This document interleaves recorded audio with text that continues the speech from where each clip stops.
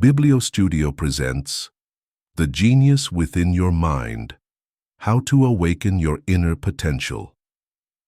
Chapter 1. The Awakening of an Invisible World. If you've ever had the feeling that there's more within you than what you show to the world, you're not alone. At some point, all of us have surprised ourselves. Perhaps it was when you found an ingenious solution to a problem that seemed impossible, or when suddenly, in the middle of the night, you woke up with a brilliant idea that seemed to have formed on its own. Those moments are not accidents. They are glimpses of a hidden territory that lives within you, the deep mind. Today we often call that region the subconscious or the unconscious.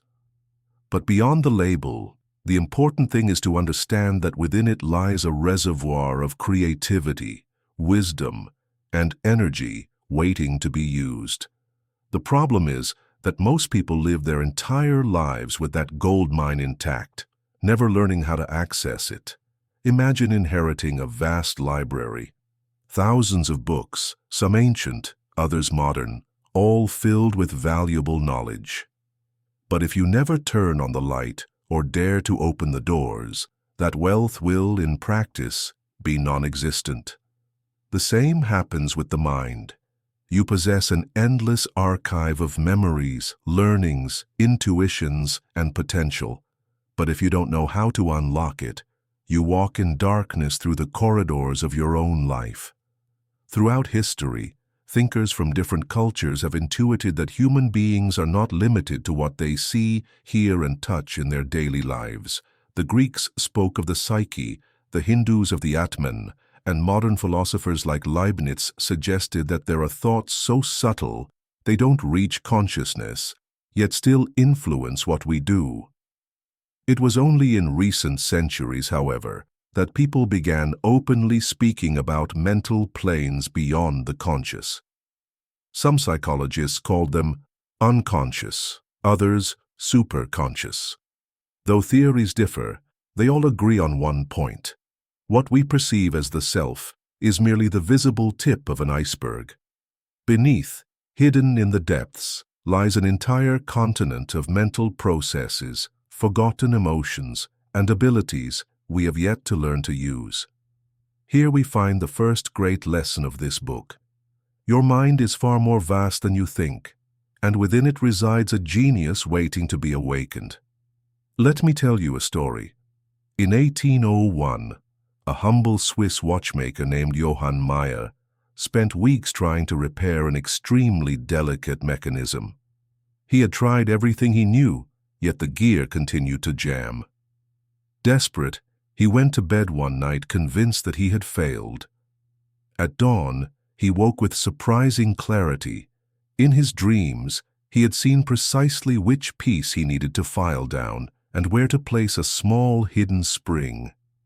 He went straight to his workshop, made the adjustment, and the watch began to run perfectly. Meyer, who had never studied psychology, wrote in his diary, "It wasn't my waking mind that solved the problem, but the other one, the one that works silently while I sleep." This anecdote illustrates something fascinating. While we believe we are resting, part of us continues processing, connecting, and creating. The watchmaker experienced this firsthand. You may not notice it, but every day your subconscious makes decisions for you. Think of the last time you drove to work or home. Do you remember every turn, every traffic light, every glance in the mirror? Probably not. Your conscious mind was busy elsewhere, thinking about a conversation, a shopping list, or some unresolved problem. And yet, you arrived safely at your destination. That was possible because your subconscious drove for you, relying on thousands of past repetitions. It is like an autopilot that, once programmed, takes care of countless vital functions, from breathing and blinking to playing an instrument, recalling a language, or keeping your balance while walking. But here lies the trap. What gets recorded into that autopilot remains there, operating even if it no longer serves you. That's why we carry fears, habits, or reactions we don't understand. And it's also why learning to communicate with that part of the mind is so powerful. When you manage to reprogram it, your entire life begins to change. Your inner world creates your outer world. The French novelist Anatole France once wrote, "Within each of us there is a hidden landscape that, sooner or later, becomes our destiny." And he was right. Your inner thoughts, even if you never say them aloud, color the way you perceive the world and determine what you attract into your life. If deep down you believe you don't deserve to prosper, your subconscious will act like a filter. Even if opportunities appear, you will find ways to reject them, sabotage them, or fail to notice them altogether. On the other hand, if you succeed in planting within yourself the conviction that you are capable and worthy of the best, your deep mind will align your behavior, your emotions, and even your body language with that belief. This is not about magic, but about something modern neuroscience confirms. Your brain selects information it deems relevant according to pre-installed beliefs. If your subconscious is programmed with scarcity, you will see scarcity everywhere. If it is programmed with abundance, you will spot opportunities where others see only problems. I do not intend to give you empty formulas or meaningless phrases to repeat. My goal is to accompany you step by step so you can discover how this inner genius works, and most importantly, how to bring it to light so it works in your favor. Each lesson will be like opening a door to that invisible world within you. Some doors will reveal forgotten treasures. Others, perhaps, will uncover old fears you need to understand and release. But all of them will lead you toward a more conscious, fuller, and freer life. Let me ask you a question that may serve as the first key. If your mind were a perfect ally, working 24 hours a day for your well-being, your creativity, and your happiness, what would you ask it to build for you in the coming months? Don't rush to answer. Let it resonate. Your subconscious has already heard the question, and in the coming days it will surprise you with clues, intuitions, and signals. Chapter 2. The Map of the Two Mental Worlds. Earlier we spoke about a hidden territory, an inner genius that operates from the depths of your mind. Now it's time to draw a clearer map of how this vast mental landscape works. Understanding it is essential, because only when you know the terrain can you learn to navigate it and make use of its treasures. Mental duality. Psychologists often speak of two great spheres, the conscious mind and the subconscious mind. Although both are part of you, they serve very different functions. Imagine that you are the captain of a ship. The conscious mind holds the wheel. It decides where it wants to go, which route to take, and what maneuvers to perform.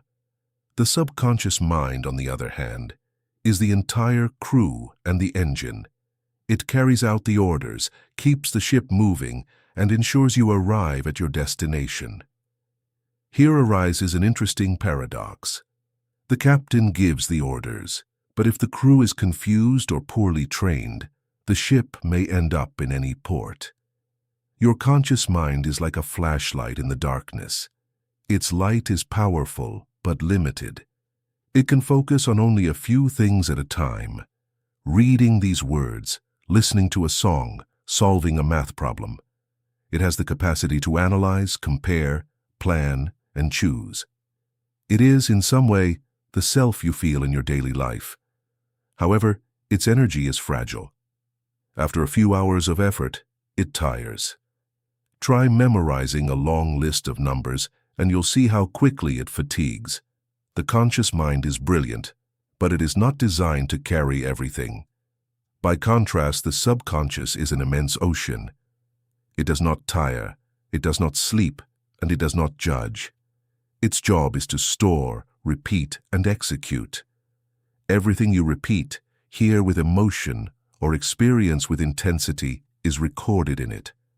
And most importantly, it accepts any order as true, regardless of whether it benefits you or harms you. This explains why many people carry destructive habits for years. At some point, perhaps without realizing it, they gave their deep mind the instruction that smoking calms the nerves, that money is always scarce, or that they are not valuable enough. The subconscious obeyed because it does not distinguish between helpful or harmful commands. It simply complies.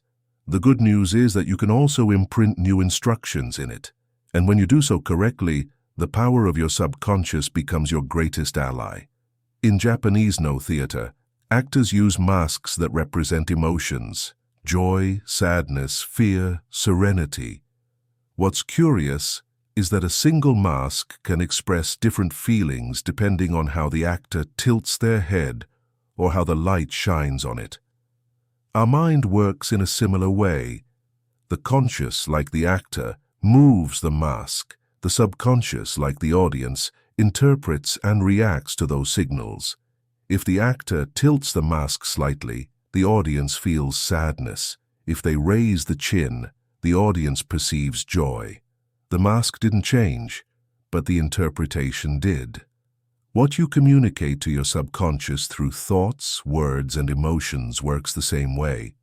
Even small or seemingly harmless gestures are interpreted and acted upon. The language of emotions. Here lies a powerful key. The subconscious understands the language of emotion, not of logic. If you say, "I want to be calm," while feeling anxious, the dominant emotion is what reaches the depths. This explains why simply repeating mechanical affirmations is not enough. Saying, "I am happy," without feeling anything is like shouting orders in a foreign language. The subconscious does not understand.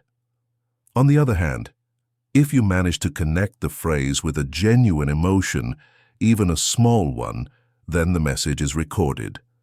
A historical example makes this clearer. Norwegian painter Edvard Munch, author of The Scream, confessed that the inspiration for the work arose when, upon seeing a fiery red sky, he felt such intense anguish that his body trembled.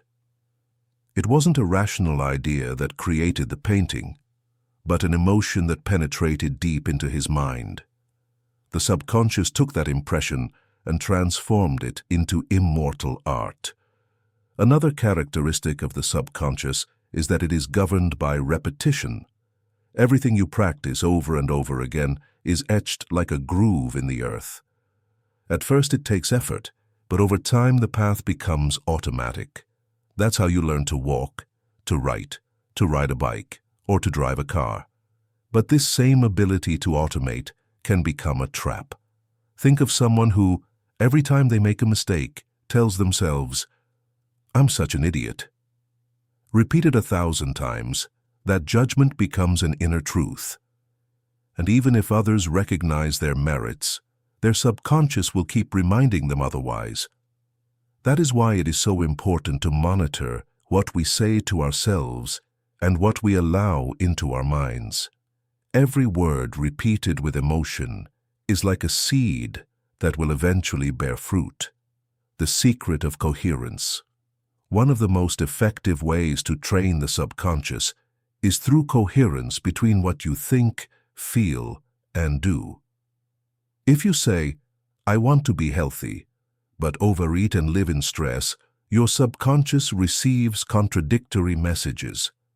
On the other hand, when you align thought, emotion, and action, the message becomes clear and the inner genius responds with strength. A curious example can be found in the life of Nikola Tesla. He was a brilliant scientist but also extremely methodical. He not only visualized his inventions in detail in his mind, but he also lived according to that vision. He slept little, worked in precise routines, and even organized his walks at the same hour each day. That coherence, though eccentric, allowed his subconscious to collaborate in shaping revolutionary ideas such as alternating current and radio. You also have a map. The mental map we've just explored, conscious and subconscious, is not abstract theory. It is within you, right now. Every decision you make from this moment on will be like drawing lines on that map. Some will open paths to new possibilities. Others will reinforce old routes you may no longer wish to follow. The great news is that, by understanding how your mind works, you can begin to choose more consciously which paths to reinforce and which to leave behind. A simple but powerful exercise. 1. Observe your inner dialogue for one day. Every time you notice yourself talking to yourself, write it down. 2. Classify the phrases. Are they supportive, like, I can do it, or limiting, like, I'll probably fail? 3. Choose a new seed. Write a short affirmation that represents the change you want. It could be, I trust myself, or abundance flows into my life. 4. Plant it with emotion. Each time you repeat the phrase, accompany it with a genuine feeling, even a small one: gratitude, joy, calm. That emotion is the water that nourishes the seed. Do this for a week and observe how your inner state begins to change. It is not magic, but the re-education of your subconscious, that powerful engine that directs much of your life. Chapter 3. The Guardian of Your Hidden Beliefs. When you were a child, everything you heard, saw, or felt entered directly into your deep mind without filters. You did not yet have a solid criterion to question what your parents, teachers, or society told you. That is why many of the ideas that condition your life today are not really yours. They were installed like programs your subconscious accepted without argument. Imagine your subconscious as a fertile garden. The first seeds planted in it were the words of those around you. Some were seeds of confidence and love. You are capable. You can try. Others, however, were seeds of doubt. You're not good at that. Money is dirty. Be quiet. You don't know anything. Over time, those seeds grew into deep-rooted beliefs that now govern much of what you think and do. A belief is not just an idea. It is an inner certainty that acts like an invisible filter. You don't need to repeat it constantly, because it becomes the backdrop from which you interpret the world. For example, if you believe people are dangerous, whenever someone looks at you intently, you will assume they want to harm you. But if you believe most people are kind, you will interpret that same look as curiosity. Reality is the same, but the filter changes your entire experience. The Scottish philosopher David Hume once said that the mind is like a theater where ideas and perceptions are played out. The problem is that most of those plays are not chosen by you. They were written years ago, and today repeat themselves on your inner stage without your noticing. Let me share a story that illustrates this point. In 1935, a German violinist named Robert Blum was rejected by several orchestras. The juries agreed that he had technique but lacked soul in his playing. Discouraged, Blum concluded that he would never be a distinguished musician. Years later, during World War II, he was trapped in a shelter during a bombing. To calm the crying children, he took out his violin and began to play without worrying about technical perfection. He played with his heart laid bare. That night, those who heard him were deeply moved. One of them, a journalist, wrote an article entitled, "The Violinist Who Silenced the Bombs." What's remarkable is that Blum had always been capable of playing with emotion, but the belief instilled in his youth, "I have no musical soul," had acted as a guardian, preventing him from expressing it. Only in an extreme situation did he manage to leap over that barrier. How many Blums live within us? How many talents remain hidden behind a belief we accepted without question?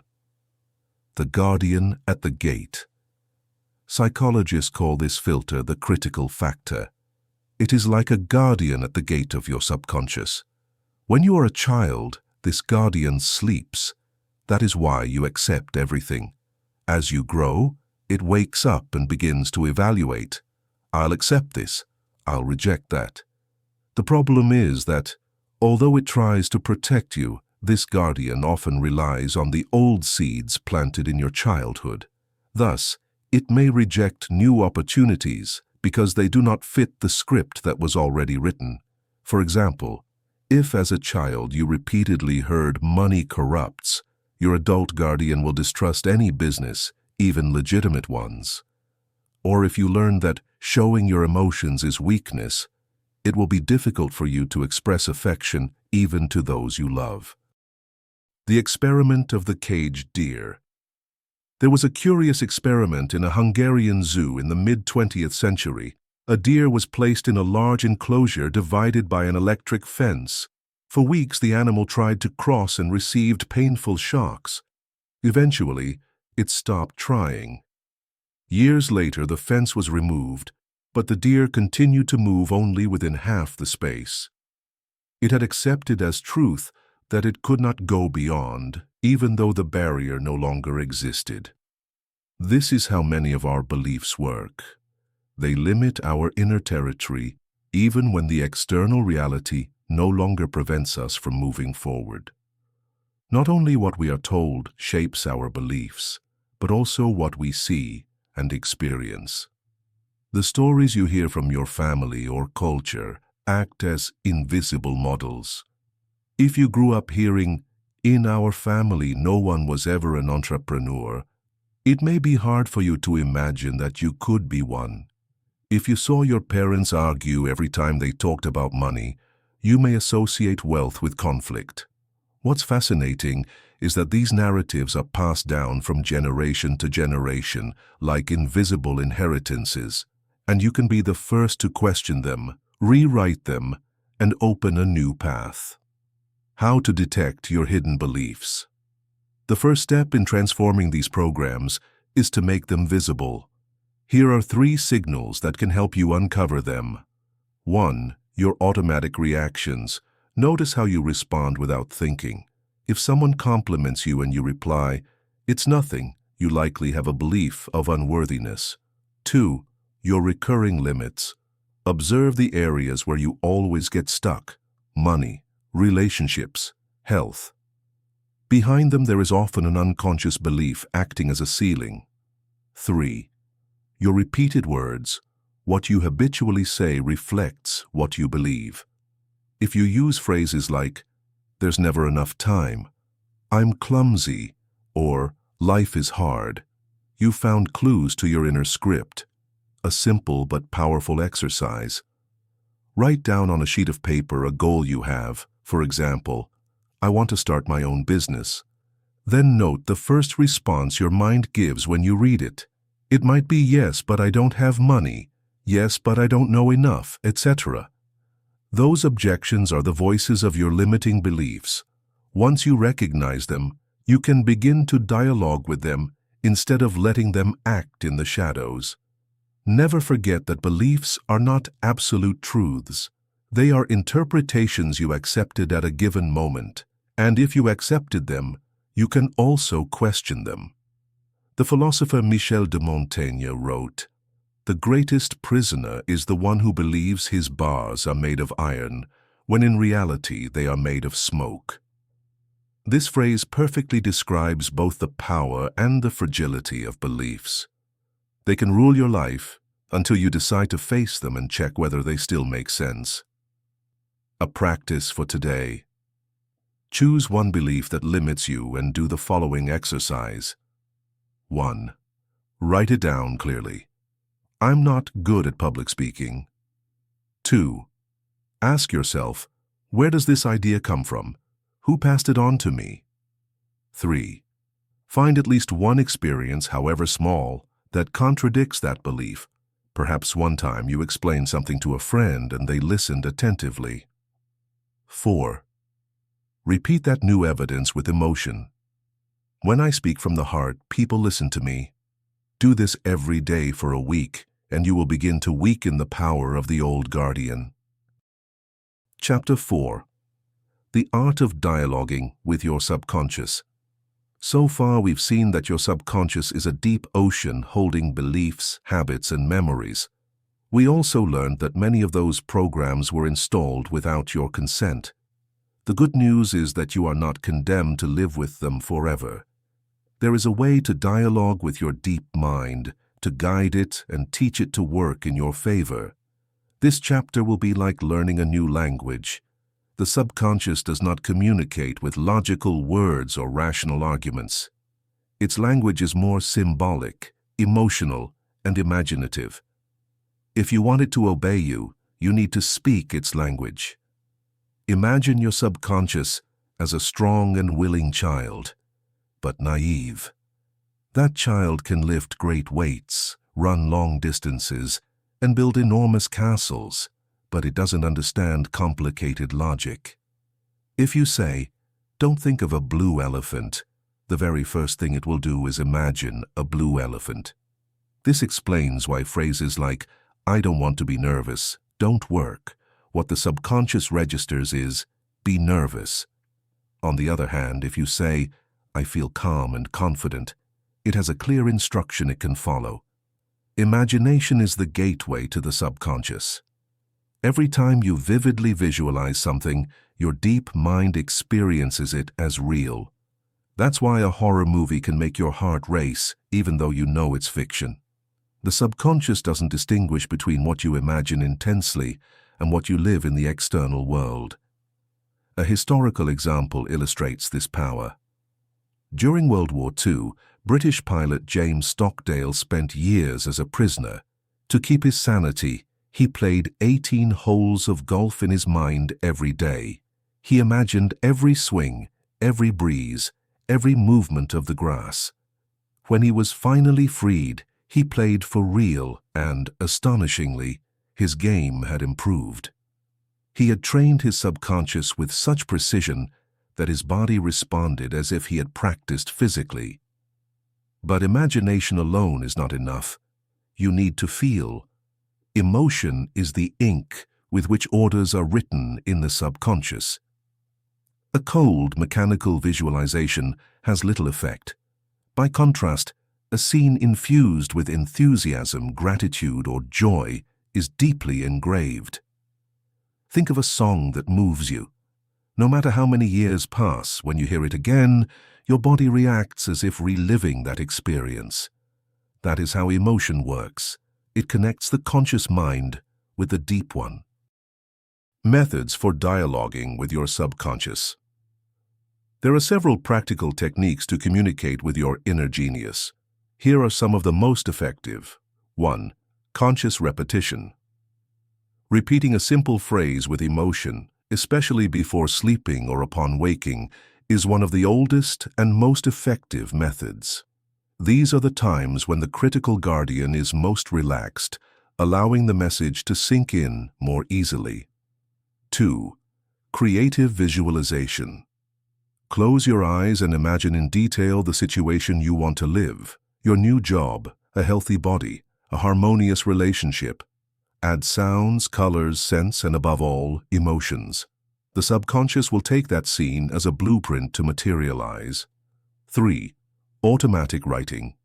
For a few minutes, write without censorship what you desire, as if it were already real. Spelling and coherence don't matter. This practice creates a direct channel to your deep mind and helps release blockages. 4. Body language. The subconscious also responds to gestures. If you walk hunched over and sigh constantly, you reinforce emotions of sadness.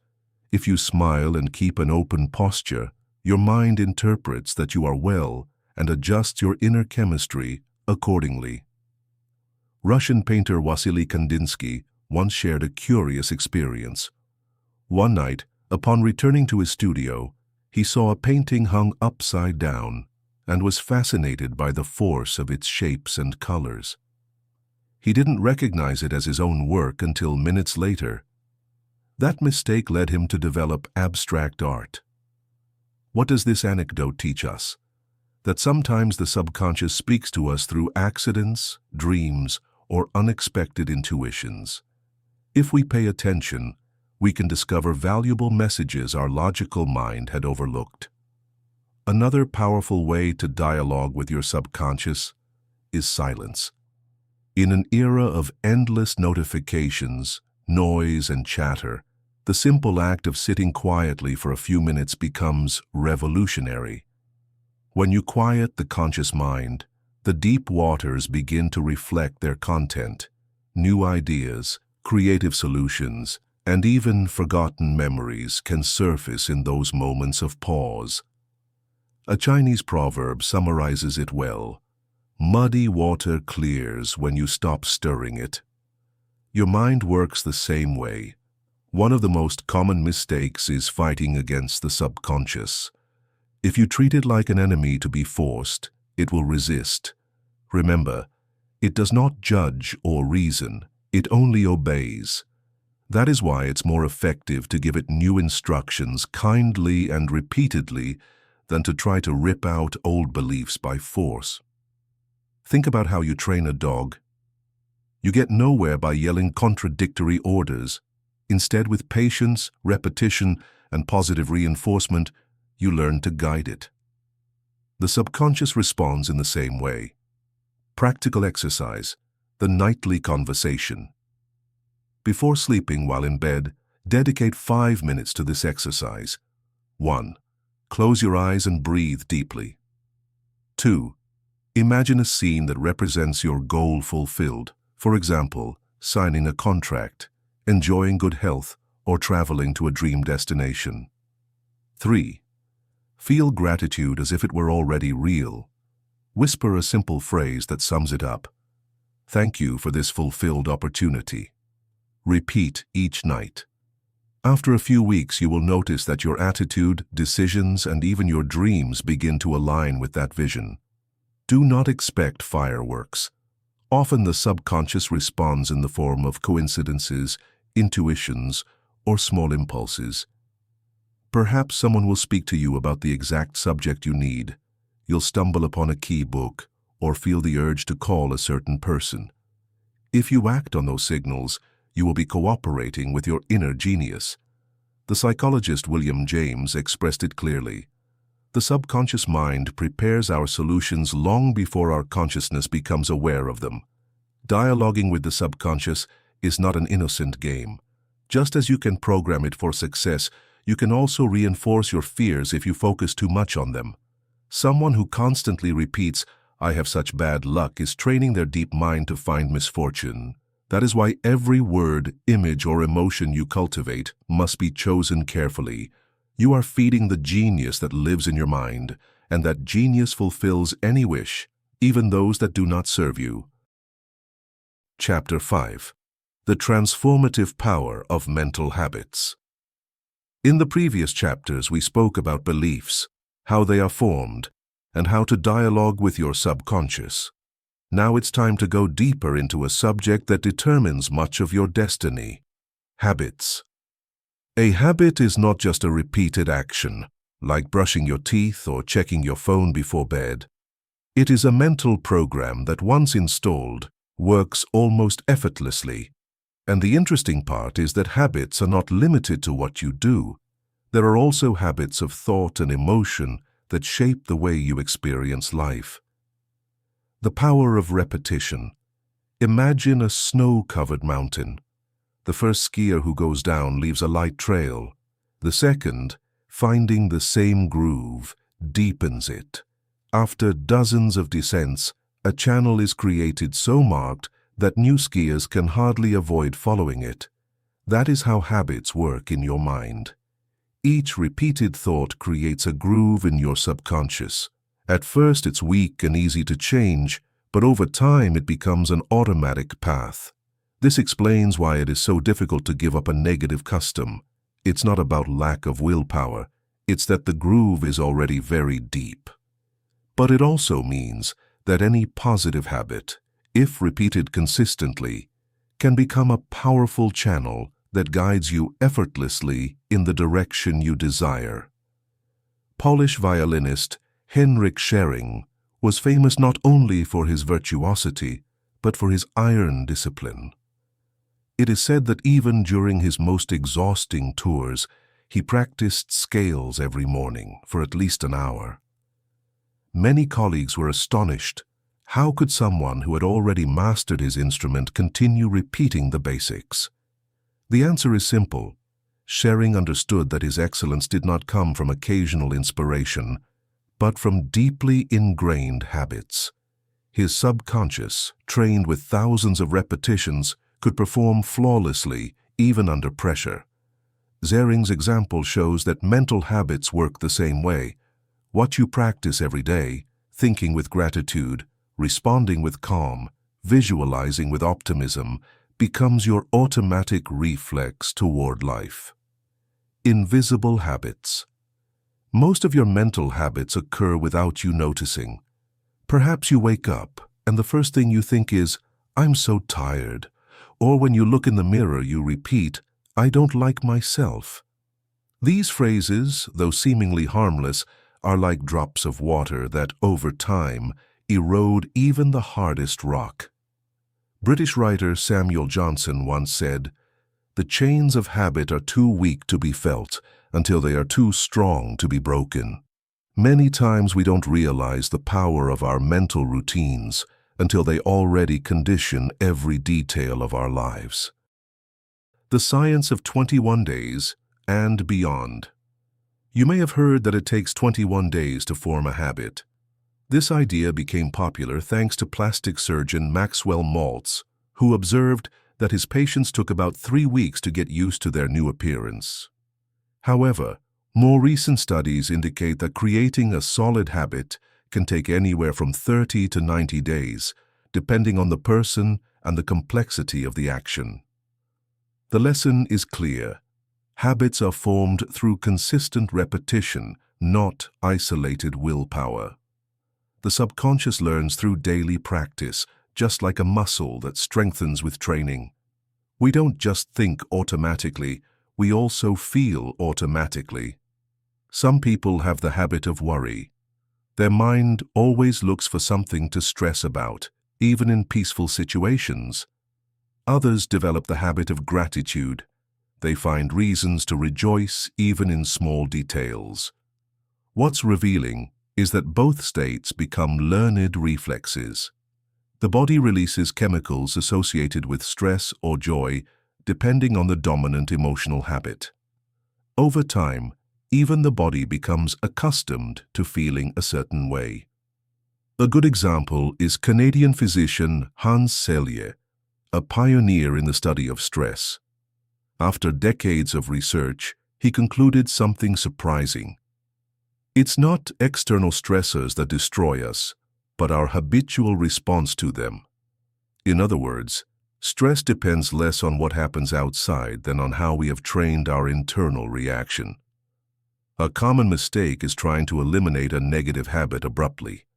The subconscious doesn't process negation well, so the more you repeat, "I must not smoke," or "I don't want to get angry," the more you reinforce the image of smoking or anger. The most effective strategy is replacement. If you usually think, "Everything will go wrong," replace it with, "Something good may happen." At first it feels artificial, like wearing a new shoe, but with practice it becomes natural.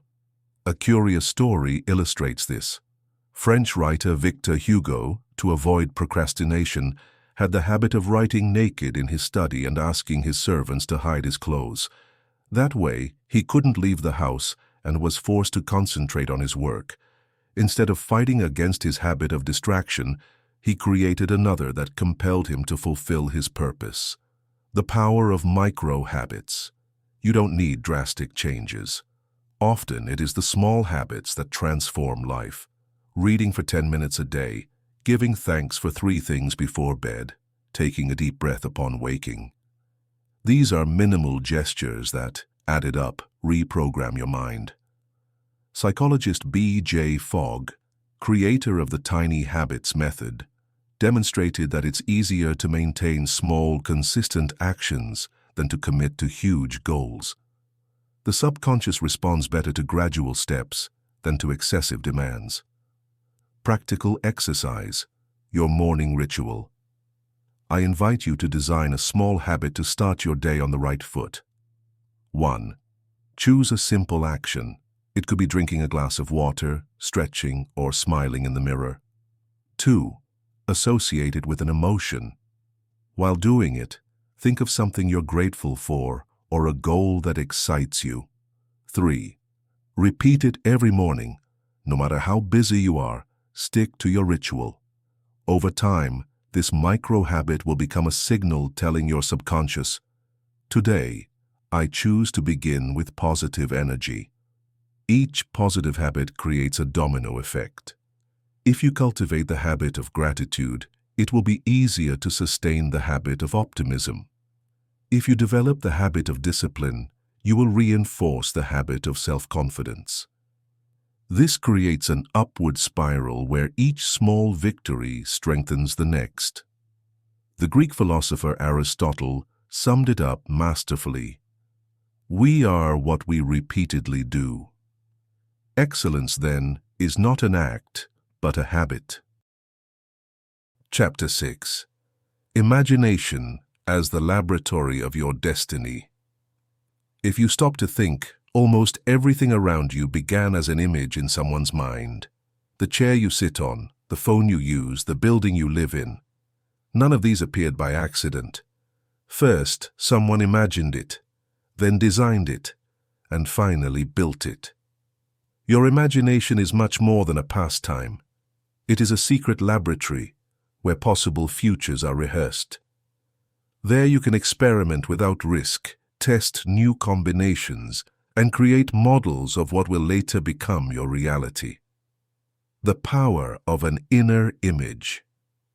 In 1954, athlete Roger Bannister did what many considered impossible. He ran a mile in under 4 minutes.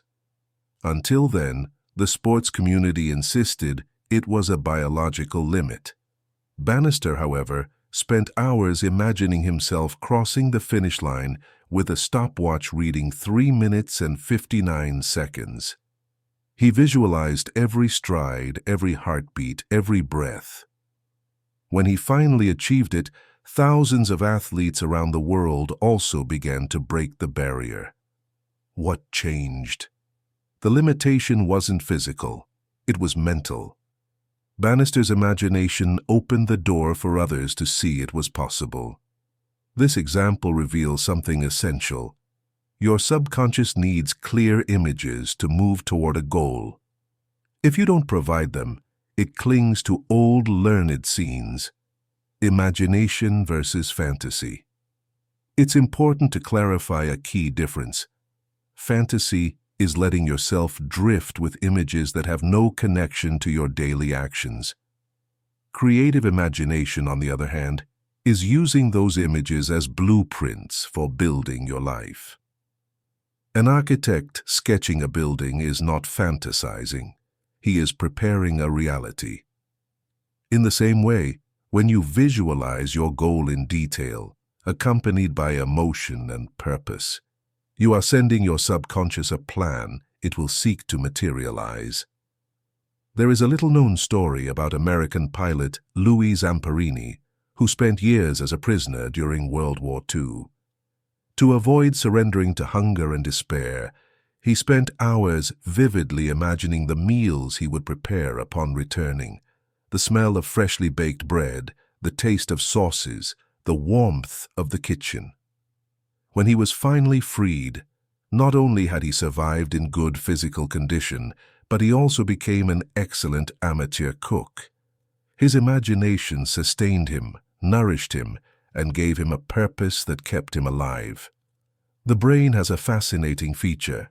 When you imagine an action, it activates areas very similar to those triggered when you actually perform it. This means that every time you visualize a difficult conversation, a successful project, or a sports competition, you are training your mind and body to live that experience. Russian pianist Sviatoslav Richter admitted that he often practiced entire pieces in his mind when he had no access to a piano. Later, when sitting at the instrument, his fingers responded as if they had rehearsed physically. But imagination can also work against you. If you constantly see yourself failing, getting sick, or losing, your subconscious will take those images as instructions. It's like a projector that, instead of showing inspiring scenes, keeps replaying horror films.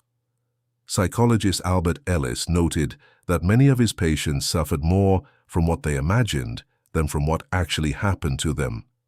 They anticipated rejection, failure, and illness to the point of living trapped in a negative future they had projected themselves. That is why it is vital to learn to direct your imagination. Otherwise, others, television, advertising, the news, will decide for you what images get planted in your mind. Exercise, your personal movie. Try this simple exercise. Think of a concrete goal. Close your eyes and imagine a movie where you are the protagonist achieving that goal. Add sensory details, sounds, colors, smells, textures. Replay that movie each day for a few minutes. Over time, your subconscious will begin to recognize that scene as familiar and will seek ways to make it real. Imagination and intuition. When you use your imagination creatively, you make room for intuition to participate as well. Sometimes, while visualizing your goal, an unexpected idea arises, a contact you should call, a course you should take, a place you should visit. Writer Mary Shelley, author of Frankenstein, said that the idea for her famous novel came after a vivid dream in which she saw a man giving life to an artificial creature. Her imagination became the channel through which her subconscious revealed a revolutionary story. Play is another powerful way to activate imagination. Children, when pretending to be astronauts or superheroes, don't distinguish between reality and fiction. For them, everything is possible. That mental flexibility is what allows them to learn so quickly. Adults, by contrast, often lose the ability to play. We take everything too seriously and limit our imagination to problems. Regaining play, drawing, inventing stories, improvising, reopens creative channels that had lain dormant. A curious example, Hungarian mathematician Paul Erdos solved extremely complex problems while playing with puzzles that seemed almost childish. For him, mathematics was an endless game, and that playful attitude made him one of the most prolific thinkers of the 20th century. Nighttime imagination. Before sleeping, your mind enters a state of slower brain waves, ideal for communicating with your subconscious. Using imagination at that moment is especially powerful. You can take advantage of it by creating a short mental scene of your goal achieved. You don't need more than 3 minutes. The key is the intensity of the image and the emotion accompanying it.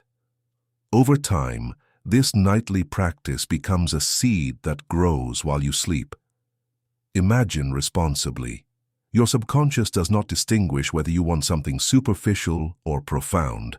It simply obeys. Before programming it, ask yourself whether what you want will truly contribute to your well-being and that of those around you. Imagination is an enormous creative power, but like all power, it requires awareness. Chapter 7. Emotions as the compass of your deep mind. Your emotions are not mere passing reactions. They are signals that show how you are interpreting life. They function as an inner compass that guides the course of your thoughts and actions. If you learn to listen to them, they become powerful allies. If you ignore or repress them, they can turn into burdens that sabotage your path. The subconscious understands a feeling much faster than a logical phrase. You can say, "I am calm," but if your body trembles and your heart races, your deep mind receives the opposite message. Anxiety. That is why, in dialogue with your subconscious, emotion is the ink with which orders are written. Words alone are not enough. You need to feel them. Physician William James, considered one of the fathers of modern psychology, put it this way: "We don't cry because we are sad. We are sad because we cry." In other words, body and emotion are so connected that they constantly influence one another. Emotions as energy in motion. If you look at the word emotion, you'll see it comes from the Latin emotio, meaning movement outward. Each emotion is energy-seeking expression. Joy wants to expand, anger wants to defend, sadness wants to withdraw. The problem arises when we block that movement. Holding on to resentment, repressing sadness, or faking forced joy causes the emotion to stagnate, and the subconscious, which stores everything, transforms those unexpressed loads into physical tensions, mental blockages, or repetitive behavior patterns. It is said that German painter Emil Nolde, a member of the Expressionist movement, often cried in front of his canvases before beginning to paint. He didn't do it out of sadness, but because he needed to release the emotion so that his art could flow freely. His paintings, full of strength and vitality, are proof of how to transform intense emotions into creative energy. Nolde didn't repress his feelings. He used them as fuel to communicate with his inner world. Your emotions are, in fact, a feedback system. When you experience joy, gratitude, or enthusiasm, your subconscious interprets that you are moving in the right direction. When you feel fear, anger, or apathy, the signal is not that you are weak, but that something needs attention or change. The problem is that we often judge our emotions. We call them positive or negative. In reality, they all serve a purpose. Fear can protect you from real danger.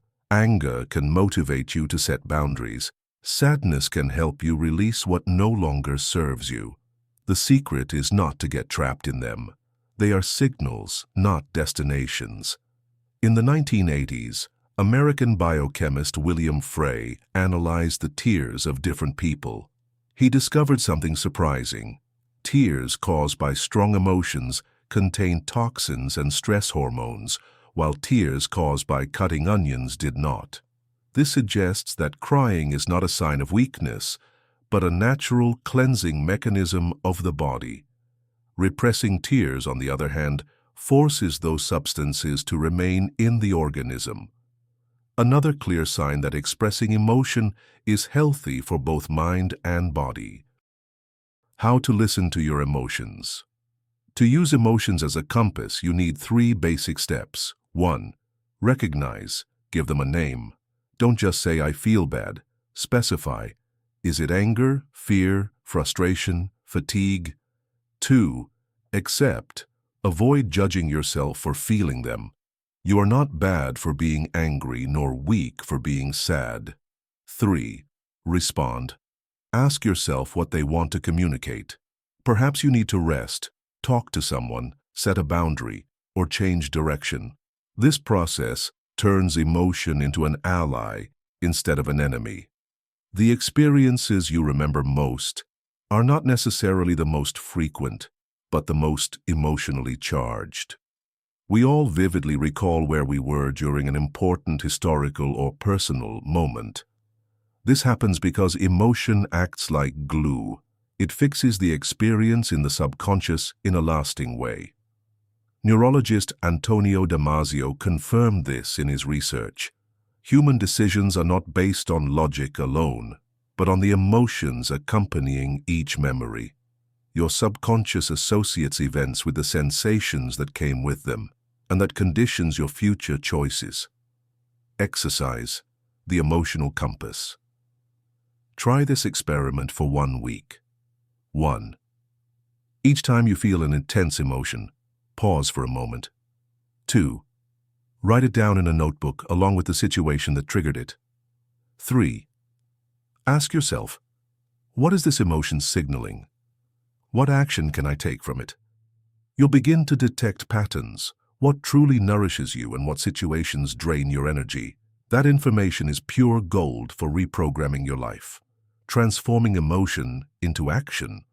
The key is not to eliminate difficult emotions, but to transform them into useful energy. Fear can become prudence, anger can transform into determination, sadness can turn into compassion. Just as you can train a physical habit, you can also cultivate positive emotions. Practicing gratitude, for example, trains your subconscious to focus on what is good instead of on what is missing. A simple exercise: each night write down 3 things you are grateful for. At first it may feel forced, but over time your mind becomes more sensitive to the small gifts of each day. This practice changes your inner chemistry and reprograms your emotional compass toward abundance. Recent studies from the HeartMath Institute in the United States show that when we experience emotions such as love, gratitude, or compassion, the rhythm of the heart becomes more coherent and harmonious. This coherence is reflected throughout the body, even improving mental clarity. This means that cultivating elevated emotions is not just about feeling good. It has measurable physiological effects that enhance your health and performance. Chapter 8. The Subconscious and the Body, the Invisible Alliance. What many call mind and body are not 2 separate things, but 2 faces of the same system. Your subconscious is like a conductor of an orchestra that regulates invisible processes in your organism: breathing, digestion, circulation, cellular repair.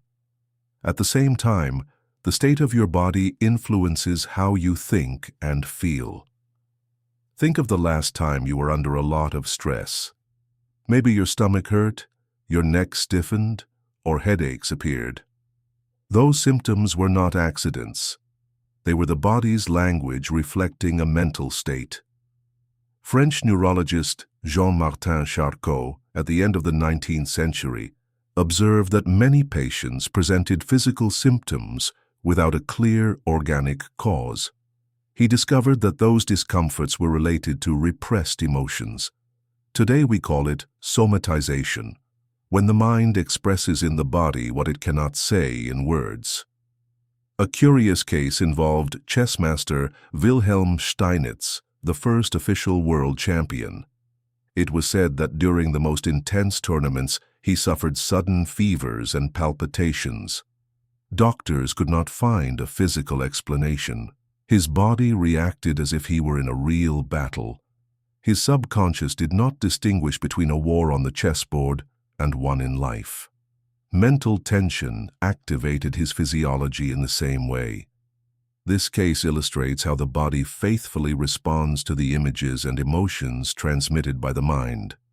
Much of this connection is explained by the autonomic nervous system, which governs involuntary functions such as heartbeat or breathing.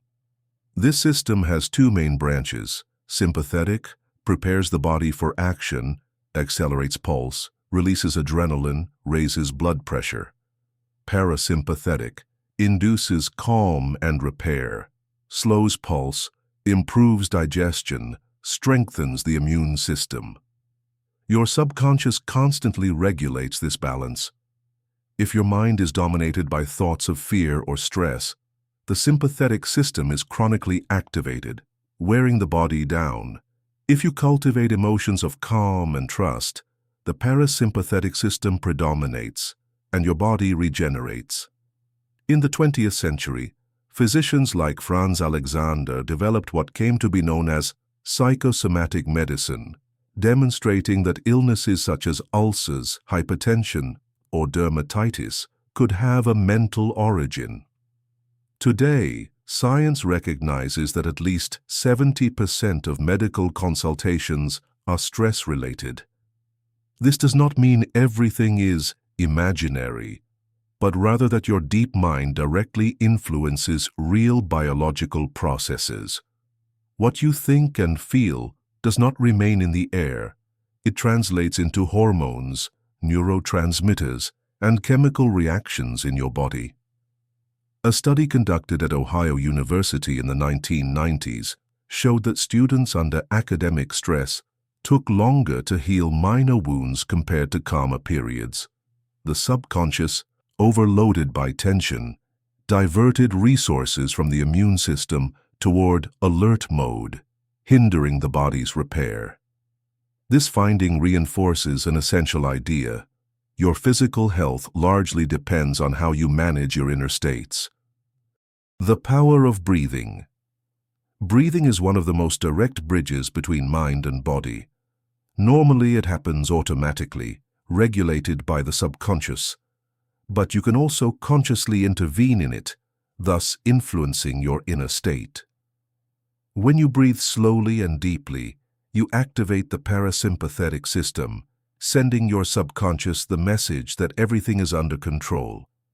That is why practices like meditation or yoga have such beneficial effects on health. In ancient Rome, orators practiced diaphragmatic breathing not only to speak better, but because they knew that a calm voice conveyed authority and serenity. Without using modern terms, they had discovered the connection between breathing, emotion, and personal power. The body as an ally in reprogramming. If you want to reprogram your subconscious, using the body is a powerful strategy. Changing your posture, gestures, and physical routines sends signals to your deep mind. Try this experiment right now. Sit upright, open your chest, smile slightly, and take a deep breath. You'll notice that, even without planning it, your emotional state changes. Your subconscious receives the message, I am well, I am safe. Psychologist Albert Mehrabian demonstrated that much of human communication is nonverbal. This means that your body not only communicates to others, but also to yourself. Exercise, the conscious walk. Dedicate 10 minutes a day to walking while paying attention to your posture. Imagine that each step affirms a positive intention. Confidence, calm, strength. You don't need to repeat words, just feel it in your body. Over time, your subconscious will associate that walk with a state of inner power, and you will be able to summon it whenever you need. Body memory. Your body stores older memories than you think. Have you ever smelled something that suddenly transported you back to childhood? This happens because the subconscious associates emotional experiences with physical sensations. A moving example, Russian ballerina Anna Pavlova, even in her final sick days, responded with dance movements upon hearing the music of the swan. Her body remembered the choreography as if it were part of her identity. In the same way, your body preserves traces of past emotions. Recognizing and releasing them can be key to healing both physically and mentally. Just as the mind influences the body, physical care improves the mental state. Sleeping well, eating quality food, exercising, and maintaining contact with nature are not luxuries. They are ways of nourishing your subconscious.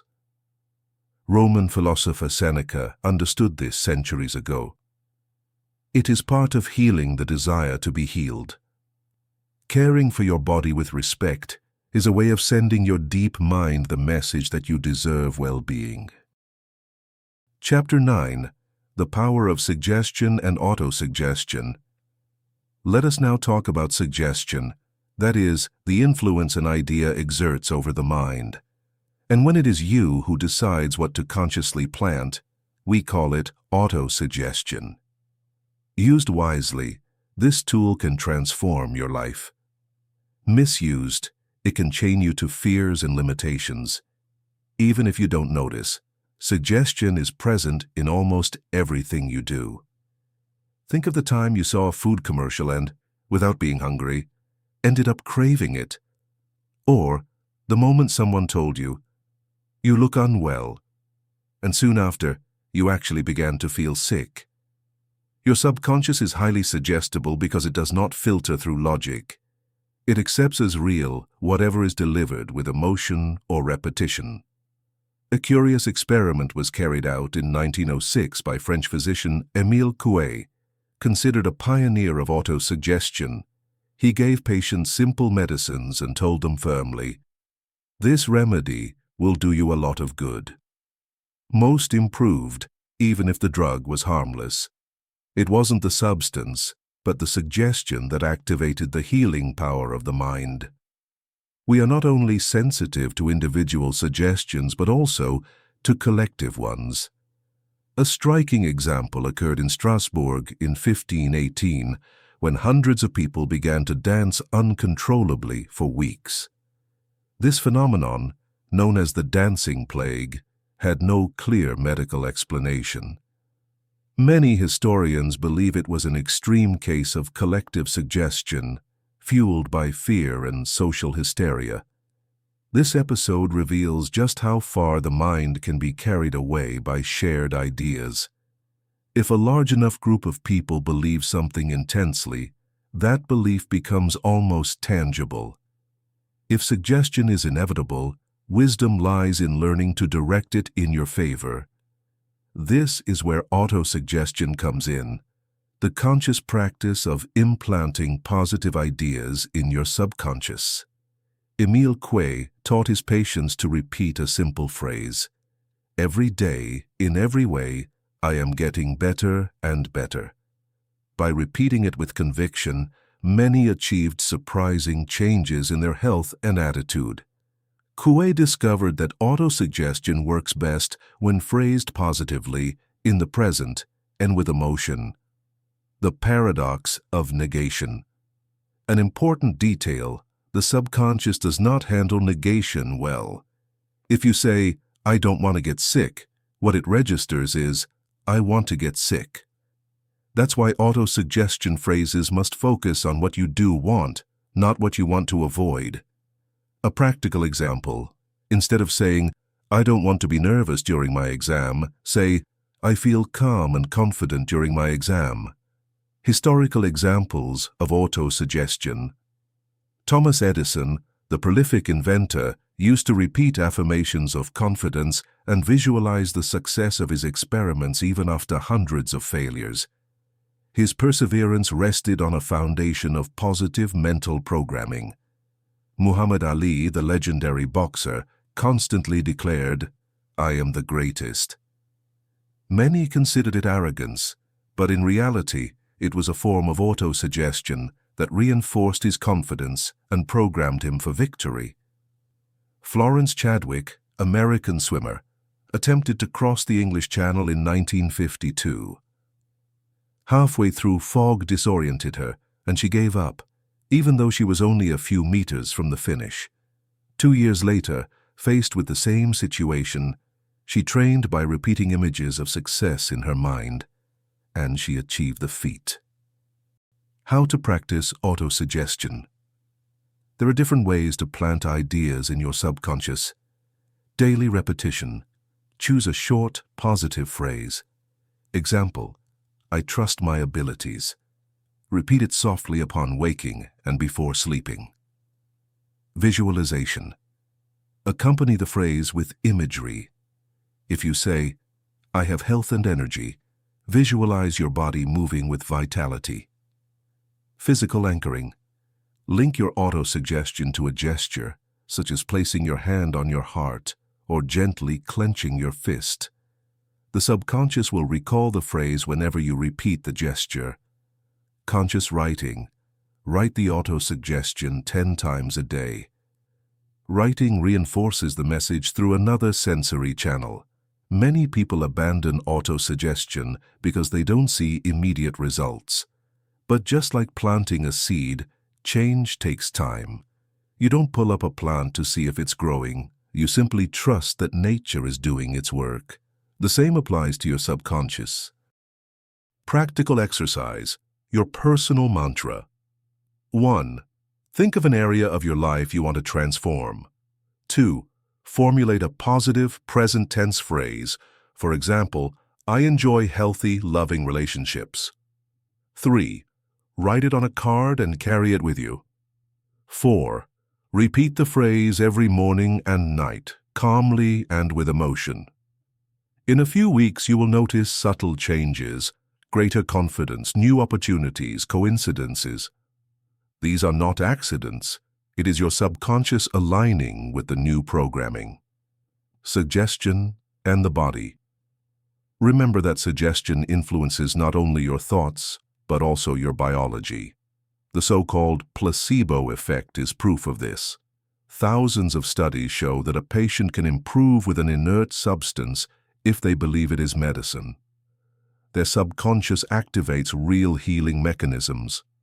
But there is also the nocebo effect, when a person experiences negative symptoms because they expect the worst. Another demonstration of the enormous power of ideas over the body. It is not enough to practice autosuggestion. You also need to protect yourself from negative external suggestions. Alarmist news programs, pessimistic conversations, or toxic environments are seeds that can penetrate your mind if you are not alert. The key is to carefully select what you listen to, read, and repeat. Just as you take care of what you eat for your body, take care of what you mentally consume. Chapter 10. Dreams, Windows of the Subconscious. Every night when you close your eyes, you enter a fascinating world where the rules of logic dissolve and strange landscapes, surprising dialogues, and impossible scenes appear. That world is dreams, and although we sometimes dismiss them as mere nightly fantasies, they are in fact direct messages from the subconscious. While you sleep, your conscious mind rests, but your subconscious keeps working.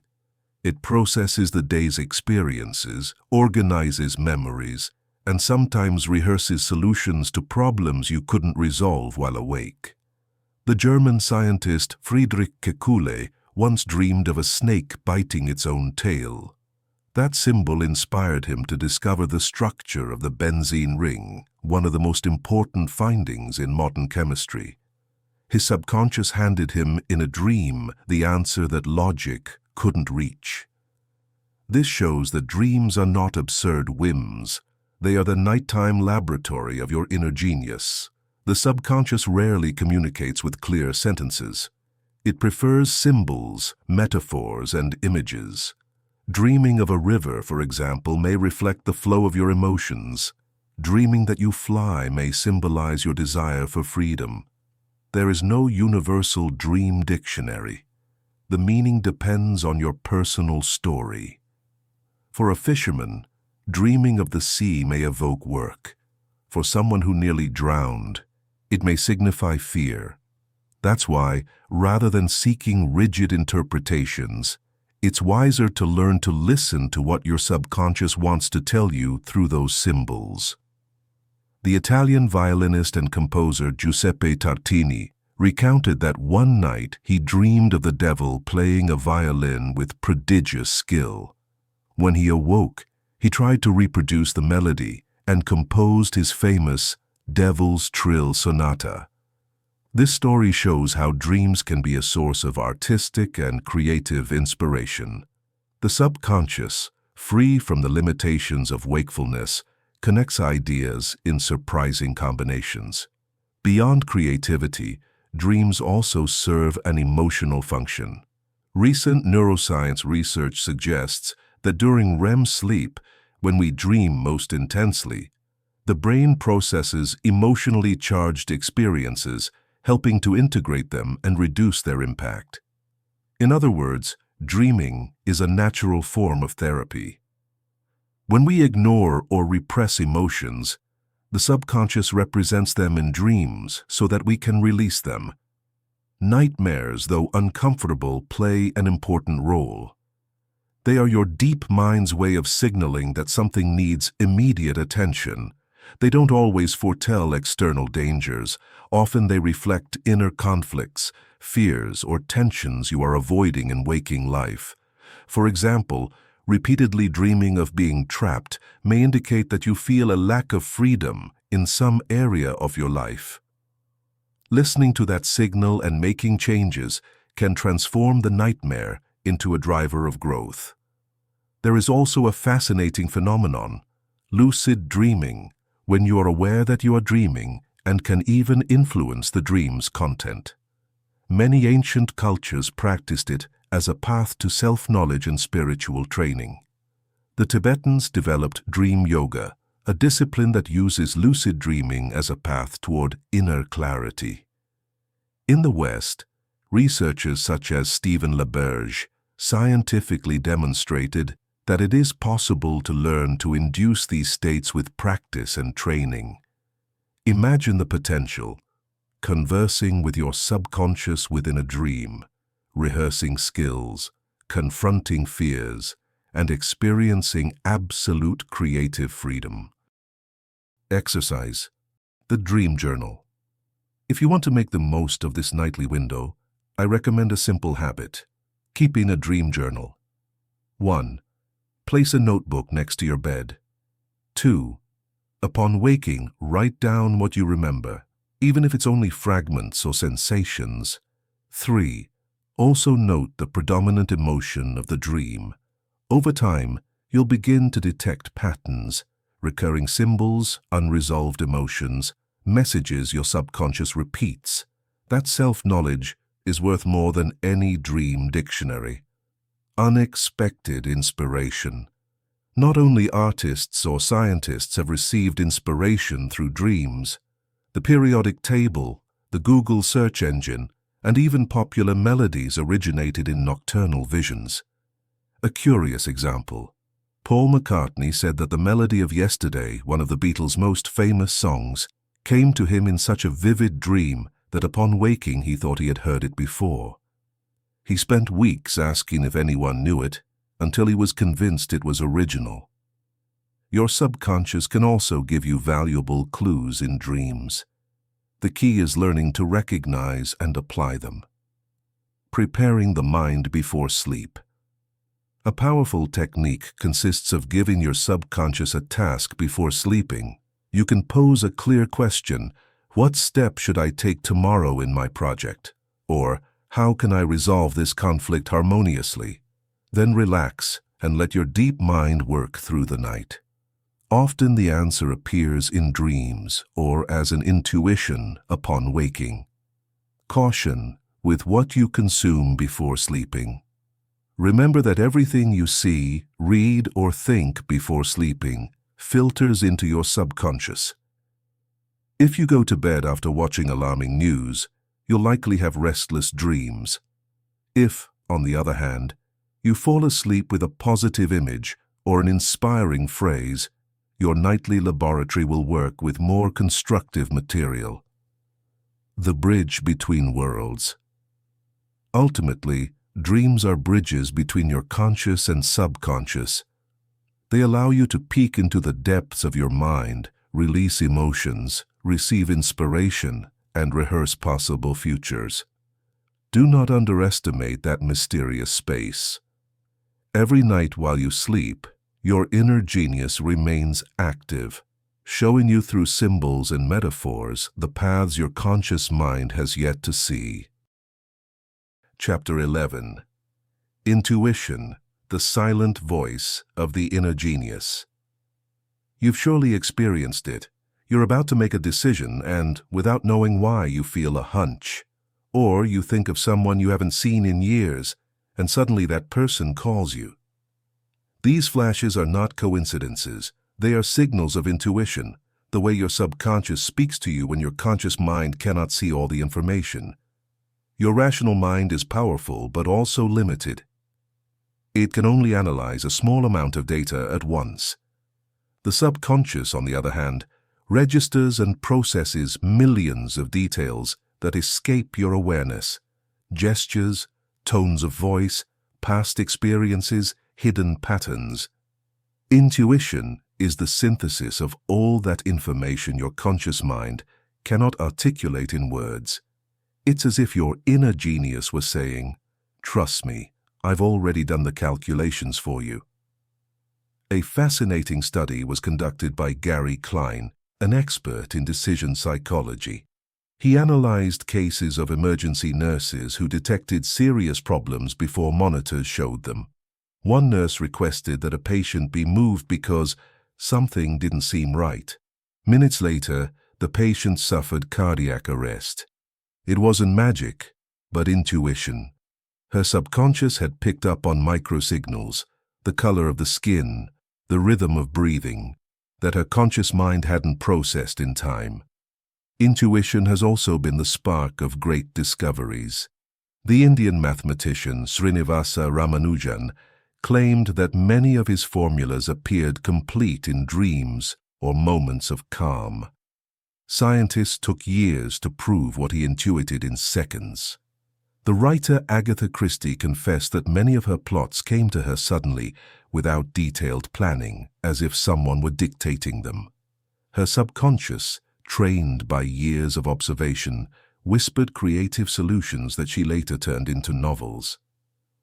A frequent question is, how do I know if what I feel is true intuition or just fear in disguise? The key lies in the quality of the sensation. Fear usually feels like tension, urgency, or confusion. Intuition, on the other hand, is perceived as calm clarity, even if it points to a risk.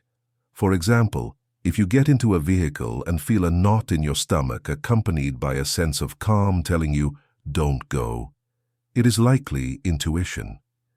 In contrast, if your mind screams nervously, "Something bad will happen," it's more likely fear. Intuition speaks in whispers. To hear it, you need silence. We live in a world saturated with stimuli, notifications, opinions, distractions. That mental noise drowns out the voice of your inner genius. That is why so many people find clarity in moments of solitude, walking in nature, meditating, writing in a journal. It is in those spaces that intuition can emerge as a clear idea or a spontaneous image. The poet Rainer Maria Rilke advised a young writer, "Go into yourself, deepen in solitude, and discover the voice that rises from there." He was speaking, without naming it, of intuition. Your subconscious uses the body to transmit intuitions. Sometimes it's a tingling, a feeling in the chest, or a sudden change in breathing. Paying attention to these physical signals can be a very practical way to recognize the intuitive voice. A curious example, Carl Jung, pioneer of depth psychology, often decided between options by observing his bodily reaction. If imagining a possibility made him feel expansion and lightness, he took it as a sign it was the right path. Exercise. The Intuition Journal. If you want to develop your intuition, try this method. 1. Keep a notebook where you write down every intuition or hunch you have, no matter how small. 2. Also record what happens afterward. 3. Over time, you'll begin to recognize patterns and distinguish which sensations correspond to real intuition. This exercise trains your conscious mind to trust the signals of your subconscious. You cannot always analyze all the data before deciding. In those cases, intuition is a valuable resource. The entrepreneur Steve Jobs acknowledged this when he said, "Have the courage to follow your heart and intuition. They already know what you truly want to become." This doesn't mean rejecting logic, but balancing it. Use reason to gather information, but also listen to the silent voice that arises from within. Intuition is not the same as superstition. Blindly believing in external signs without critical reflection can lead to mistakes. True intuition arises from within and is often supported, though you may not notice, by the experience and accumulated wisdom of your subconscious. For example, if you dream of a number and buy a lottery ticket, that's not necessarily intuition. It may just be coincidence. But if you have a strong hunch not to take a certain route and later discover there was an accident there, that is closer to the intuitive phenomenon. Exercise, the decision rehearsal. When you need to choose between two options, do this. 1. Close your eyes and take a deep breath. 2. Imagine choosing the first option. Observe how your body reacts. Does it feel light or heavy? 3. Do the same with the second option. 4. Compare the sensations and listen to which one brings more clarity and calm. This simple exercise helps you differentiate between intuition and mental noise. Intuition is, ultimately, the voice of your inner genius. It doesn't need to shout because it already knows. It just waits for you to listen. Each time you follow it, you strengthen the channel of communication with your subconscious. Each time you ignore it, it weakens a little, though it never disappears. The philosopher Blaise Pascal summed it up. The heart has its reasons which reason does not know. Those reasons are intuition, the secret language of your deep mind. Chapter 12. The Superconscious, the Mind Beyond the Mind. Up to this point, we have explored the conscious mind and the subconscious, but there is an even higher level, the superconscious. It is that state of clarity, creativity, and connection that transcends the everyday. Some call it inspiration, others the higher mind, spirit, or even the divine spark. Beyond the name, what matters is understanding that the superconscious is a dimension of your mind where the highest ideas are conceived, where deep intuitions emerge, and where you experience unity with something greater than yourself. The third dimension of the mind. We can imagine the mind as a three-story house. On the ground floor lives the subconscious, storing memories, habits, and automatisms. On the middle floor is the conscious mind, which reasons, analyzes, and decides. On the rooftop lies the superconscious, open to the sky, from where you receive inspiration, visions, and a sense of purpose. When you manage to climb to that rooftop, you see the full panorama. What seemed like confusion from below reveals itself as a coherent design from above. Superconscious experiences in history. Many discoveries and masterpieces were born from superconscious moments. Nikola Tesla recounted that many of his inventions appeared suddenly in his mind, complete and detailed, as if downloaded from a higher source. Mozart said that melodies came to him all at once, as if they had been dictated. Mother Teresa of Calcutta confessed that her mission to serve the poorest arose from an experience of inner clarity in which she felt her life must be given entirely to that purpose. These testimonies reveal that the superconscious is not exclusive to geniuses or saints. It is a latent human capacity within all of us. Difference between intuition and the superconscious. You may wonder, isn't this the same as intuition? Not exactly. Intuition is the voice of the subconscious processing hidden information. The superconscious, by contrast, goes beyond. It connects to a level of wisdom that transcends personal experience. We could say that intuition is like an underground river flowing within you, while the superconscious is like the open sky, an unlimited source of light illuminating your path. One of the most accessible ways to experience the superconscious is through the state of flow. You've surely felt it when you are so absorbed in an activity that time seems to disappear. Athletes call it being in the zone. Artists call it entering a creative trance. In those moments, your conscious and subconscious minds work in harmony and open to a higher level of creativity. The psychologist Mihaly Csikszentmihalyi studied this phenomenon and concluded that it is one of the most rewarding experiences a human being can have. The superconscious not only gives you inspiration, but also connects you with your purpose. Many people describe moments of clarity when they feel certain about the direction their lives must take. That sensation doesn't come from logical calculation, but from a deep perception of coherence.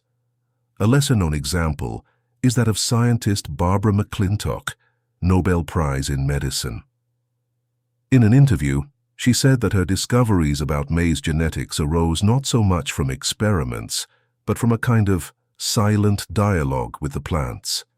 She felt that something greater guided her to understand the mysteries of life. How to access the superconscious. You don't need to be a genius or a mystic to touch this level. There are simple practices that open the door. 1. Deep meditation. By quieting the conscious mind, the superconscious has space to express itself. 2. Spontaneous creativity. Writing, painting, or improvising without judgment opens channels to this dimension. 3. Ask and release. Formulate a clear question before sleeping or meditating, and trust that the answer will emerge at the right time. 4. Selfless service. When you act for a purpose greater than yourself, your mind naturally connects with a higher source of energy and wisdom. Exercise. The superconscious question. Before sleeping or during meditation, ask yourself a simple yet profound question, such as, what is the next step on my path? How can I best contribute to the world with my talents? Do not seek the answer immediately. Let it rest. Over the days, it may come as a clear intuition, an unexpected coincidence, or a revealing dream. Mystical states. Throughout history, many traditions have described superconscious experiences as moments of union with the divine or the universe. St. John of the Cross spoke of the dark night followed by an ecstasy of light. The Sufis practiced whirling dances to enter trance. Tibetan Buddhists meditated until they felt their mind dissolve into an ocean of clarity. Beyond religious interpretations, all these experiences point to the same thing: the possibility of connecting with a broader dimension of the human mind. It is worth noting that seeking the superconscious should not become an escape from reality. Some people become obsessed with living in the clouds and neglect the practical. The true power of this level is integrating it into daily life, using its visions to make wiser decisions, create useful works, or serve others better. You don't need to wait for grand revelations. The superconscious also manifests in small sparks: an idea in the shower, a sudden solution while walking, a phrase that seems to arrive on its own while speaking. If you recognize them and act on them, your life will be filled with creativity and purpose. Chapter 13. Synchronicities and Coincidences. The secret language of the inner genius. There are moments in life that seem too timely to be mere coincidences. You think of an old friend and soon after run into them on the street. You're searching for information on a topic, and someone suddenly gives you a book that explains it. You're hesitating about a project, and then receive a call that clears your doubts. Carl Gustav Jung, the famous Swiss psychiatrist, called these phenomena synchronicities, meaningful coincidences that seem to respond to an inner need. They are not mere statistical accidents, but signals that reveal how your inner and outer worlds are deeply connected. Meaningful coincidences.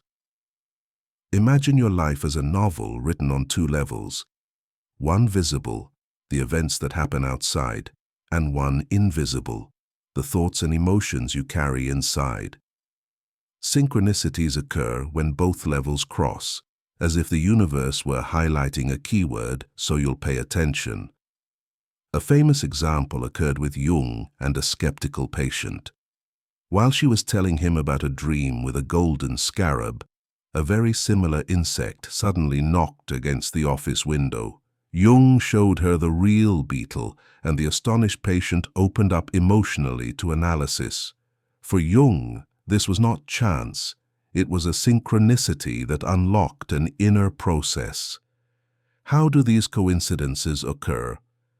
One explanation is that your subconscious acts like a magnet, selecting and attracting certain events.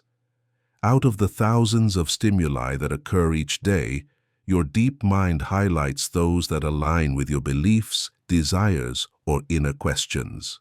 For example, if you're thinking about learning a new language, you'll start to notice ads for courses, people speaking that language, or related movies. Those stimuli were always there, but your subconscious makes them relevant because they now connect with your intention. The French scientist Auguste Kekule, the same one with the dream of the snake biting its tail, had another curious synchronicity. While walking distractedly through a park thinking about chemical problems, he saw children playing with a hoop. Suddenly, that simple game inspired a key hypothesis about molecular chains. Was it chance? Perhaps. But his subconscious was so focused on the subject that it turned a banal fact into a revealing clue. The difference between chance and synchronicity. Not every coincidence is a synchronicity. If it rains the day you wear new shoes, that's probably just chance. Synchronicity stands out because it happens at just the right moment and resonates deeply with you. It's as if it were saying, "Look, here's a message for you." The philosopher Arthur Koestler called it the logic of the improbable. Improbable events that nevertheless fit perfectly into your personal story. How to open yourself to synchronicities. First, pay attention. Many people live so distracted that they don't notice these signals. Maintaining a curious and receptive attitude allows you to discover unexpected connections. Second, it's important to ask inner questions. When you pose a clear question, should I follow this path? What do I need to learn now? Your subconscious begins to search for answers in the outer world. Third, you need to act. A synchronicity is not just to admire, but to use. If you think of someone, and that very day they write to you, ask yourself, what opportunity does this reunion bring? Exercise. The coincidence journal. For 1 month, write down in a notebook all the striking coincidences you experience. It could be a repeated number, a phrase you hear in different places, or an unexpected encounter. Then reflect, what theme in my life connects with this signal? What emotion does it awaken? Over time, you'll notice patterns and discover that your subconscious uses these coincidences as a secret language. Don't turn every trivial fact into a cosmic message. Seeing the same number twice is not always a sign. The key lies in inner meaning. If it resonates deeply with you, it's probably synchronicity. If you force it to fit, it may just be imagination. Balance consists of keeping an open mind without falling into obsession. Synchronicities in history, Lincoln and Kennedy. Curious coincidences have been noted between both U.S. presidents. Lincoln was elected in 1860, Kennedy in 1960. Both were succeeded by men named Johnson. Both were assassinated on a Friday. Both died beside their wives. Coincidence or part of a larger pattern? Goethe. The German writer recounted that one day, while riding to a romantic encounter, he saw a horseman coming toward him in strange attire. Years later, going to see the same woman, he realized he was wearing the very outfit he had seen in that vision. These cases remind us that the boundary between the inner and the outer is more blurred than we think. In previous chapters, we spoke about the superconscious. Many synchronicities seem to come from that level, a higher intelligence connecting invisible threads to show you a path. When you are aligned with your purpose, coincidences multiply as if everything were conspiring in your favor. The writer Paulo Coelho expressed it in The Alchemist. When you want something, all the universe conspires in helping you to achieve it. Behind that poetic phrase lies the real experience of thousands of people who have seen synchronicities appear when they follow their true path. Exercise, planting intentions. If you want to experience more synchronicities, try this simple ritual. 1. Each morning, write a clear intention for your day. Example: today, I want to find clarity about my next project. 2. Keep your mind open to the signals that appear. 3. At the end of the day, review what coincidences arose and what meaning they might have. This exercise trains your subconscious to recognize meaningful connections and act on them. Synchronicities also serve another purpose, strengthening your trust that you are not alone, that there exists a greater network of meaning than what you perceive. Knowing that your inner genius can guide you through meaningful coincidences gives you calm in uncertainty and encourages you to move forward even when the path seems dark. Chapter 14. Reprogramming your mind for success and abundance. We have explored the secrets of your subconscious, intuition, imagination, dreams, and synchronicities.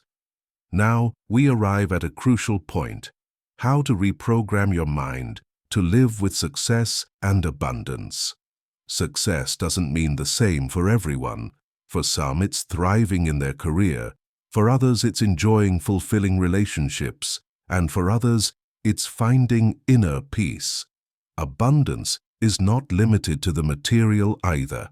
It can also mean abundance of love, creativity, health, or time. What matters is that your deep mind aligns with what you consider a fulfilling life. Imagine your subconscious as an operating system. If the software is outdated, the computer runs slowly, crashes, and limits your possibilities. The same happens with your mind.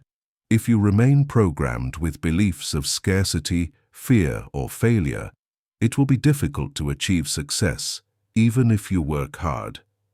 Reprogramming means updating the mental software. It's not about erasing your past, but about installing new instructions that empower your present and future. It is said that Konosuke Matsushita, founder of Panasonic, grew up in a poor family in Japan. As a child, he would quietly repeat, "One day I will create something that improves people's lives." That idea became the core of his mental programming. Although he failed several times, he never abandoned that vision. Over time, he not only built a business empire, but also revolutionized the electronics industry, improving the lives of millions. Matsushita wasn't born with advantages, but he reprogrammed his mind to see possibilities where others only saw obstacles. The 3 keys of reprogramming. To reprogram your subconscious towards success and abundance, you need 3 fundamental elements. 1. Clarity. Define precisely what success and abundance mean to you. 2. Emotional repetition. Plant those ideas in your subconscious with images and feelings. 3. Consistent action. Support the new programming with behaviors that reinforce the message. Without clarity, your mind receives confusing orders. Without emotion, the phrases remain empty. Without action, the reprogramming weakens. One of the biggest obstacles is the scarcity mindset, the belief that there is never enough. Money, time, love, opportunities. This pattern generates anxiety and competition and makes you live in fear of losing the little you have. The abundance mindset, on the other hand, is based on the conviction that there are always more possibilities, more resources, more paths. This doesn't mean naivety, but trust that the universe is expansive and that you can create value. Techniques to reprogram your subconscious. 1. Personalized affirmations. Choose positive, emotionally charged phrases in the present tense. Example: I am worthy of success and I live in abundance. Repeat upon waking and before going to bed. 2. Vivid visualization. Close your eyes and imagine your abundant life, how you live, what you feel, who you share it with. The more detailed the scene, the more real it'll feel to your subconscious. 3. Conscious language. Watch your everyday words. Avoid phrases like "I can't" or "it's impossible." Replace them with "I am finding a way" or "I am learning." The subconscious listens to every word. 4. Emotional anchors. Associate your goals with feelings of gratitude. Each time you think of abundance, smile or place your hand on your heart. The gesture reinforces the emotion in your body. 5. Positive environment. Surround yourself with people, readings, and environments that reinforce the idea of success and abundance. Your subconscious absorbs the environment like a sponge. Exercise. The abundance check. A curious and powerful exercise is the abundance check. Take a sheet of paper and draw a fictitious check.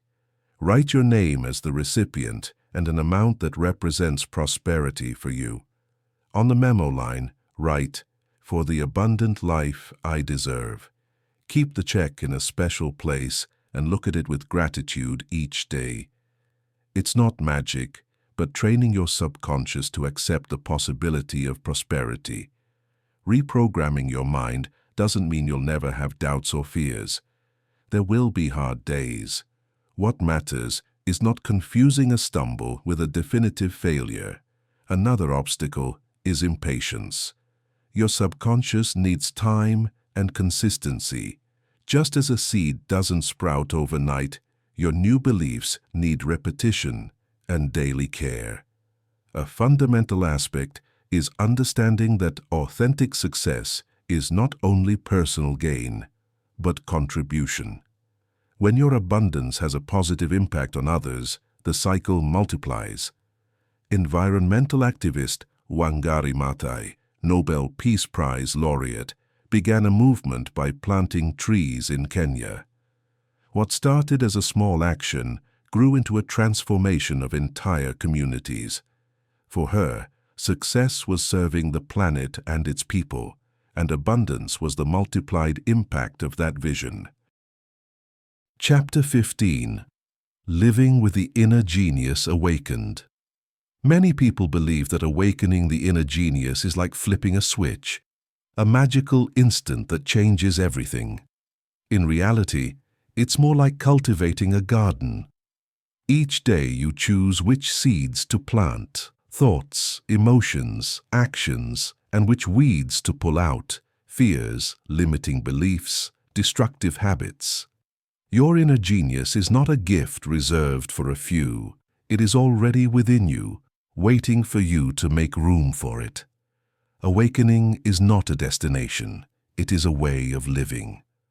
The balance between the inner and the outer.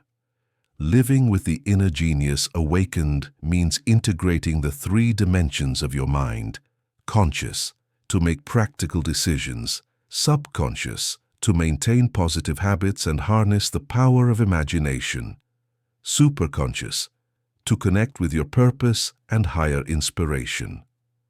When these three parts work in harmony, your life flows with clarity. It's not about escaping the world, but about living in it with greater presence and wisdom. Example of the navigator without a compass. Think of a sailor with a strong ship but no compass. He can row with effort but will drift aimlessly. This is how most people live, with energy and talents, but without inner direction. Living with the inner genius awakened is like recovering the compass. The sea may remain turbulent, but now you know where to head. Your inner genius is not activated by pretty words, but by coherence. When your thoughts, emotions, and actions point in the same direction, your deep mind responds with power. If you think about prosperity, but speak with complaints and act in fear, you send contradictory signals. If, on the other hand, you think about prosperity, express gratitude for what you have, and take bold steps toward your goals, the subconscious and the superconscious align with you. Indian leader Mahatma Gandhi expressed it simply: happiness is when what you think, what you say, and what you do are in harmony, nurturing the environment to sustain awakening. No one awakens the inner genius in total isolation. Your environment matters. Surround yourself with people who inspire you, with books that nurture your mind, and with spaces that remind you of what you truly want. Even small details make a difference. Place images, phrases, or symbols in your home that represent your vision. The subconscious absorbs those messages and turns them into fuel for your growth. One of the most powerful tools to keep your inner genius awake is gratitude. When you give thanks, you activate in your subconscious the sensation of abundance. This creates a virtuous cycle. The more you appreciate, the more you notice what you have, and the more opportunities you attract. The Roman philosopher Cicero said, "Gratitude is not only the greatest of virtues, but the parent of all the others." When you live with gratitude, your mind opens to abundance and your heart connects with what is essential. Your inner genius does not awaken only for personal benefit. It expands when you share it with others. The deepest success is not to accumulate, but to contribute. An inspiring example is Norman Borlaug, the scientist who developed resilient wheat varieties that saved millions from famine in Asia and Africa. He received the Nobel Peace Prize, but he never sought fame. He simply listened to his inner genius and put it at the service of humanity. Living with the inner genius awakened means finding ways, large or small, to contribute to others through your talents. The inner genius in the present moment. The inner genius is not lived only in future goals, but in the present. Learning to be here and now, attentive to what happens inside and outside of you, is fundamental. When you live on autopilot, you miss the richness of the moment. When you live in presence, every gesture becomes an opportunity for connection, a conversation, a smile, a sudden idea. Awakening the inner genius doesn't mean you'll never make mistakes again. On the contrary, it means you learn from each mistake and turn it into fuel to grow. Leonardo da Vinci, considered a universal genius, left hundreds of projects unfinished. He didn't see failure as defeat, but as part of the process. His curiosity kept him in a constant state of learning. You too can adopt that attitude, always seeing yourself as a learner, with humility and openness. Exercise your personal manifesto. To seal this journey, I invite you to create your own manifesto of the inner genius. 1. Write one page where you declare how you choose to live from now on. 2. Include your values, your dreams, and the attitudes you want to cultivate. 3. Read it every morning for 21 days. This manifesto will be your compass, reminding you that your inner genius is awake and active. Living with the inner genius awakened is not a destination achieved once and for all, but a path renewed each day with your choices. Trust that within you dwells an intelligence deeper than any obstacle. Listen to it, nourish it, and share it with the world. Because in the end, the greatest achievement is not to become someone, but to recognize who you already are, a being capable of creating, loving, learning, and transforming reality with the power of your mind.